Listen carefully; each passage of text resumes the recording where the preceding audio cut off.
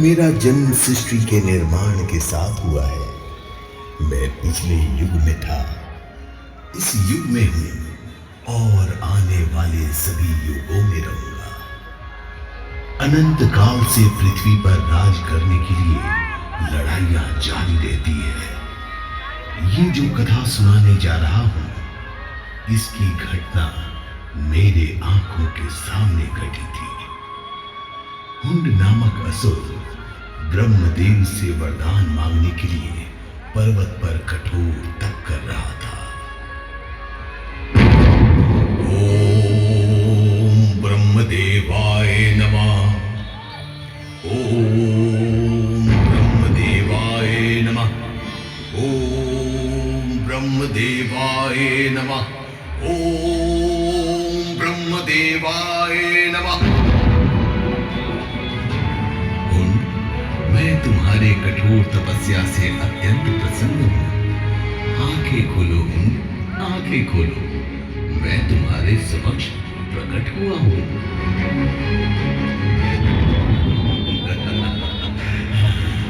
तो आप ही हैं ब्रह्मदेव। हाँ हूं, मैं हूं ब्रह्मदेव। कितना कठोर हृदय है आपका, कितना कठोर हृदय। मैं इतना कष्ट उठाकर तपस्या करता रहा, तपस्या करते करते कितना समय बीत गया, ये आप जानते हैं ब्रह्मदेव। मैं नहीं जानता मुझे इतना कष्ट देकर आपको क्या मिला ब्रह्मदेव, आपको क्या मिला।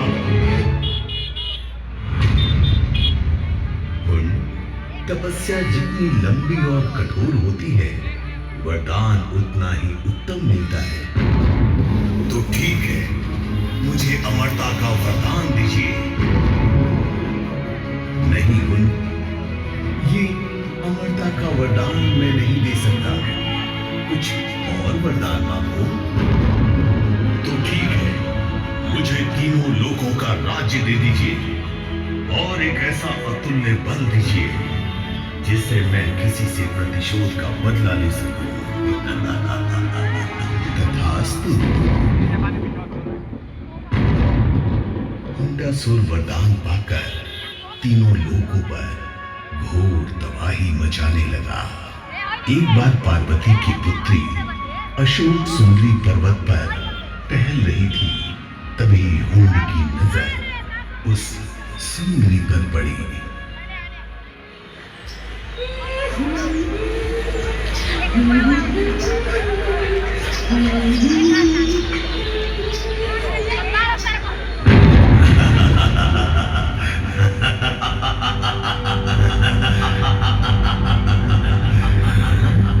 लगता है आसमान से उतरी हुई कोई अप्सरा है। इस पर्वत पर सुंदर रूप बनाकर क्यों घूम रही हो सुंदरी? थोड़ा मेरे पास आओ।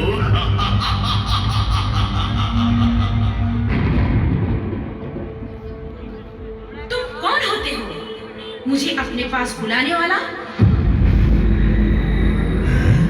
अब तुम्हारी सुंदरता देखकर हुंड का ये मुंड तुम्हें पत्नी के रूप में प्राप्त करना चाहता है। क्यों, क्या हुआ सुंदरी? अपने भय को छुपाने के लिए तुम मुस्कुरा रही हो ना? उनके समक्ष तो भय भी भयभीत हो जाता है। किंतु तुम्हारी मुस्कुराहट देखकर ऐसा लगता है कि तुम मुझे पति के रूप में स्वीकार कर ली हो।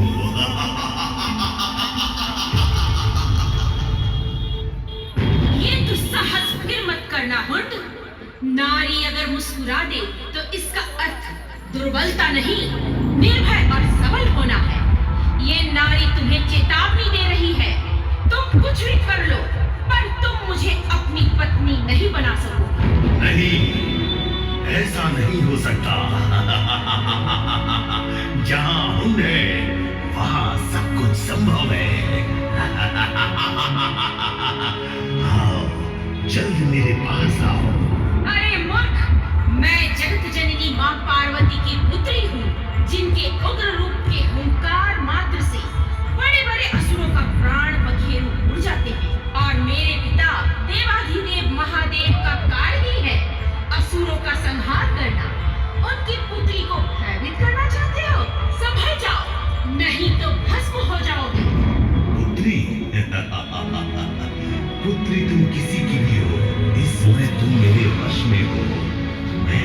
बलपूर्वक उठा ले जाऊंगा।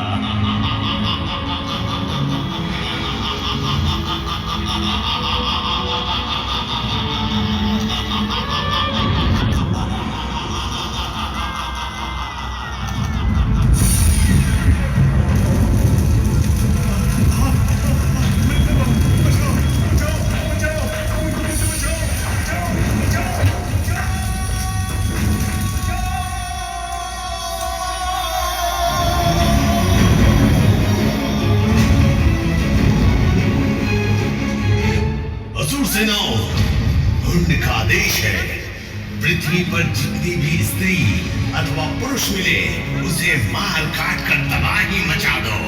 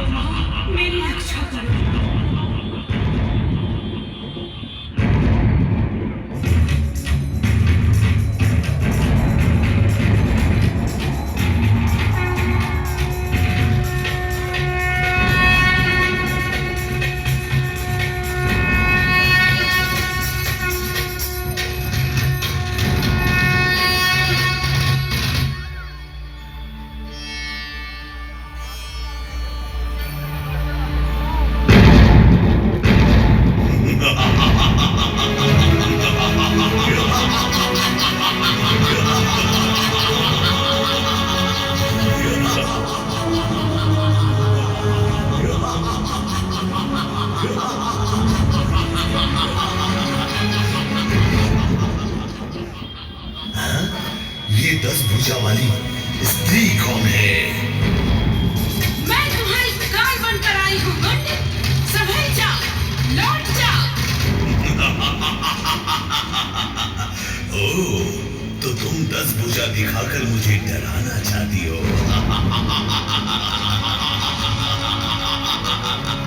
अरे तुम्हारी 10 भुजा हो अथवा 20 हो तो तुम अबला नारी।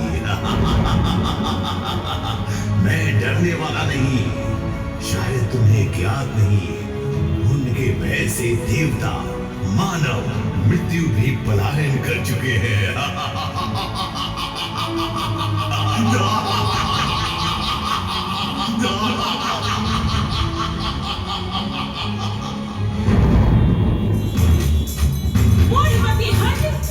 दुर्बुद्धि ने तेरे विवेक का हरण कर लिया है। तेरे आंखों पर दंभ और अहंकार की पट्टियां बंधी हुई है। इसलिए मैं तुम्हें चेतावनी देती हूँ, तू पाताल लोक चला जा। मैं तुम्हारे सभी अपराधों को क्षमा कर दूंगी।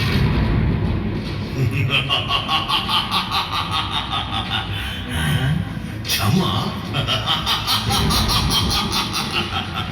तुम कौन होती हो मुझे क्षमा करने वाली? क्षमा की याचना तो सदैव देव, गंधर्व तथा मनुष्यों ने हमारे पैरों पर नाक रगड़ रगड़ कर क्षमा की भीख मांगी है। यदि क्षमा मांगनी है तो तू हमारे सामने हमसे क्षमा मांग, मेरी अर्धांगी बन जा। जानती है क्यों? क्योंकि जहां हुंड है वहां कुछ भी असंभव नहीं।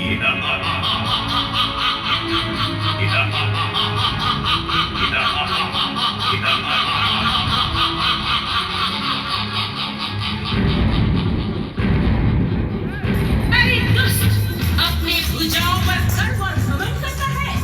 तुम्हारी छाती और मस्तक को खंड खंड कर दूंगी, ताकि भविष्य में कोई भी असुर किसी भी स्त्री को अपना समझने की भूल ना करे, और ना ही कोई आगे हुंड जैसा असुर पैदा हो। ले संभाल मेरा वार।